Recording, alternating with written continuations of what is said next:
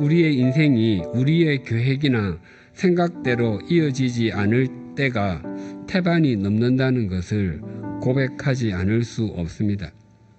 이사야 55장 8절과 9절의 말씀을 다시 되새기게 됩니다. 이는 내 생각이 너희의 생각과 다르며 내 길은 너희의 길과 다름이니라. 여호와의 말씀이니라. 이는 하늘이 땅보다 높음같이 내 길은 너희의 길보다 높으며 내 생각은 너희의 생각보다 높으니라. 예수님께서는 당신을 따르는 많은 제자 중에 12명을 택하셨습니다.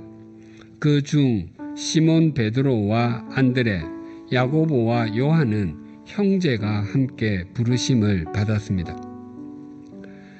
이 두 사람과 베드로는 주님과 함께 다니며 다른 제자들이 경험하지 못했던 곳에 참여하는 은총을 누렸습니다.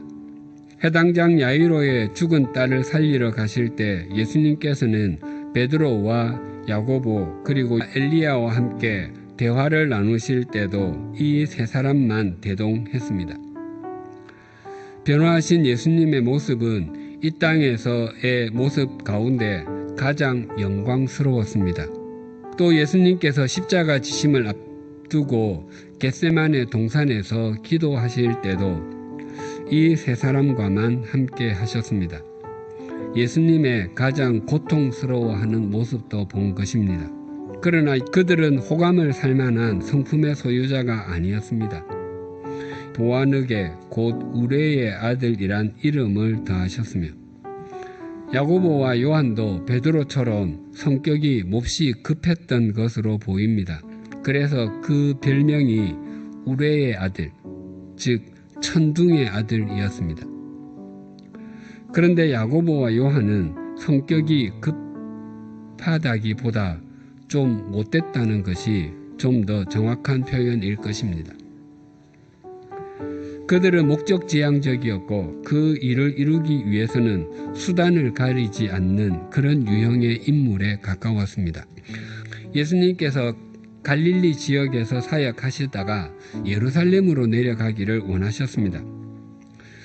갈릴리에서 예루살렘으로 가려면 그 중간에 있는 사마리아를 통과해야 했습니다. 그런데 사마리아 사람들이 예수님을 받아들이지 못하겠다고 했습니다.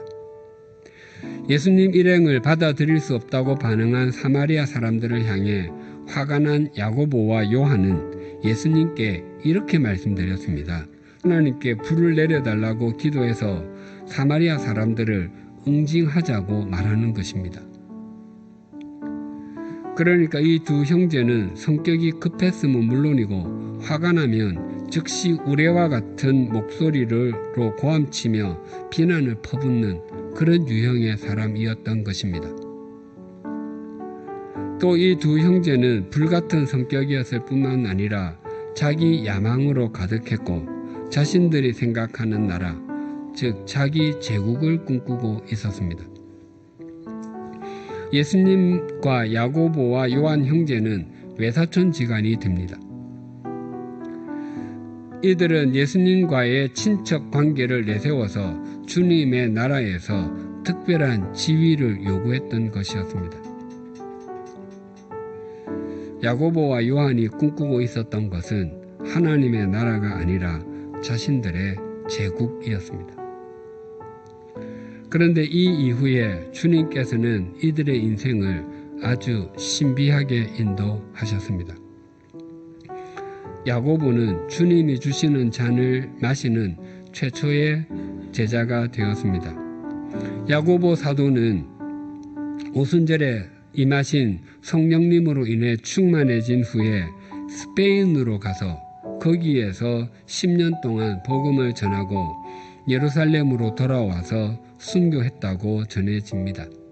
그래서 야고보는 스페인의 수호 성인이 되었습니다. 야고보와는 정반대로 요한은 12제자 가운데 가장 오랫동안 살았습니다.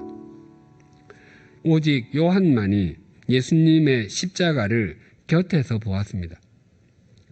예수님의 처절한 모습을 생생하게 목격했고 예수님의 마지막 음성을 직접 듣고 마지막 숨결을 하나도 놓치지 않은 유일한 제자였습니다. 십자가에 달리신 예수님께서는 요한에게 어머니 마리아를 부탁하셨습니다.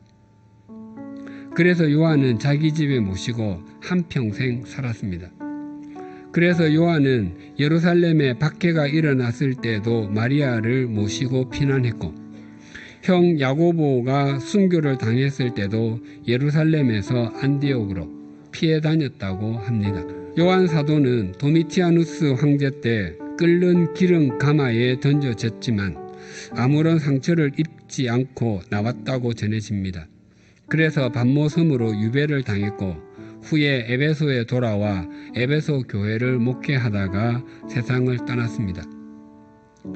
야고보와 요한은 늘 자신들의 야망과 제국을 꿈꾸고 있었습니다.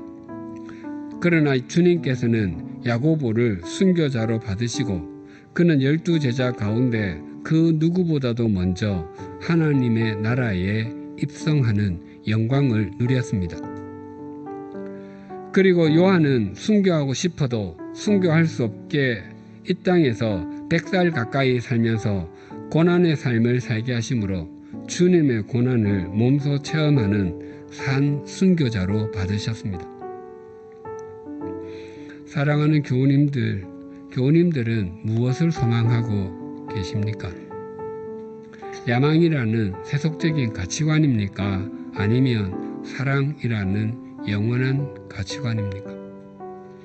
또한 내 욕망을 이루어 가려는 제국입니까? 아니면 주님의 뜻이 펼쳐지는 하나님의 나라입니까? 우리의 길보다 높은 하나님의 길로 인도함을 받고 우리의 생각보다 높은 하나님의 생각에 순종하며 모든 것을 합력하여 선을 이루시는 하나님을 중심으로 믿으며 사는 것보다 더 복된 삶은 없습니다. 기도